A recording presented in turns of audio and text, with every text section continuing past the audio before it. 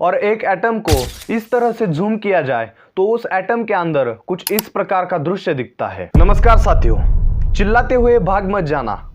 मुझे एटम को समझाने में 5 मिनट दीजिए।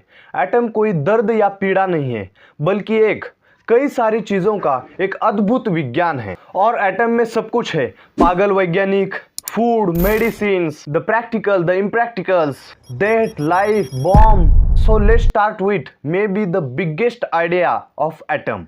देखिए कितनी अजीब बात है, जिस भी वस्तु के साथ हमने इंटरेक्ट किया है वो छोटे छोटे बॉल से बनी है, जिसे हम एटम कहते हैं। यह एक कोल है जिसे हम बड़ा एटम मान लेते हैं, लेकिन ये बड़ा एटम किस से बना है? एक स्मॉल एटम से। ठीक उसी तरह से ये जो हमारा पूरा ब्रह्मांड है वो भी छोटे छोटे एटम से बना है। एटम शब्द ग्रीक भाषा से आया है, जिसे हम हिंदी में अविभाज्य कहते हैं। लेकिन हमें सेकेंड वर्ल्ड वॉर के दौरान यह भी पता चला कि एटम को हम विभाजित कर सकते हैं। इसलिए जिस भी चीज को हम चीज कहते हैं वो चीज ना होकर वो एक एटम है। और ये एटम 3 चीजों से बना है, proton, electrons and neutrons. Proton heavy है, न्यूट्रॉन प्रोटॉन के बराबर है लेकिन पॉजिटिवली चार्ज है। इलेक्ट्रॉन प्रोटॉन और न्यूट्रॉन के बराबर है लेकिन वो निगेटिवली चार्ज है। जो इलेक्ट्रॉन है वो प्रोटॉन और न्यूट्रॉन से 1800 गुना बड़ा है। न्यूक्लियस में प्रोटॉन और न्यूट्रॉन बीच में रहते हैं और जो इलेक्ट्रॉन्स है वो उसके सराउंडिंग में घूमते रहते हैं। ठीक है, ध्यान दीजिए, यह बहुत महत्वपूर्ण है। एक एटम में प्रोटॉन की संख्या यह बताती है कि उस एटम में कौन से एलिमेंट्स है। For example 79 protons always gold. The number of protons said to be atomic numbers. यानी प्रोटॉन की संख्या को ही परमाणु संख्या कहा जाता है। इसलिए 47 protons always silver.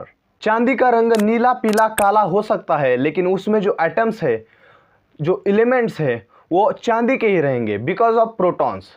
इन प्रोटॉन्स को अगर हम कुछ ना करें, अगर इनको हम प्रॉपर्टी या कोई सा रंग दे दे तो ये हजारों साल तक वैसे के वैसे ही रहते हैं, क्योंकि इनसे एटम हजारों गुना छोटे हैं। So the core of that atom, the nucleus come out of always chemical reaction, that is atomic number is soul of the atom nucleus. हम सब जानते हैं कि किसी भी विरुद्ध चीज का अट्रैक्शंस होता है, उसी तरह इलेक्ट्रॉन में और प्रोटॉन में अट्रैक्शन है because of positively charge and negatively charge particles. इसीलिए जो हमारा न्यूक्लियस है वो एक साथ जुड़ा रहता है। एक्सेप्शंस, चांदी में 47 प्रोटॉन्स है बट वो स्टेबल नहीं है। अगर उसमें 60 प्रोटॉन्स होंगे तो वो स्टेबल हो जाएगी। इसका आंसर मुझे भी नहीं पता, आप किसी अच्छे वैज्ञानिक को पूछ सकते हैं। I don't know if you talk physics teacher या physics scientist. Isotopes, they have different mass number but same chemical properties.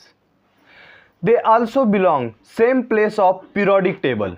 The word isotopes means same place. इस तरह से किसी भी एलिमेंट का सिंबल दिखाते हैं, इस तरह से प्रोटॉन्स की संख्या दिखाते हैं और इस तरह से आइसोटोप्स की संख्या दिखाते हैं। आज इतना ही। अगर आपने ध्यान दिया होगा तो आपको यह पता होगा structure of atom, atomic number, isotope, mass number and atomic mass number. और इन्हीं सभी चीजों को मिलकर न्यूक्लियस बनता है।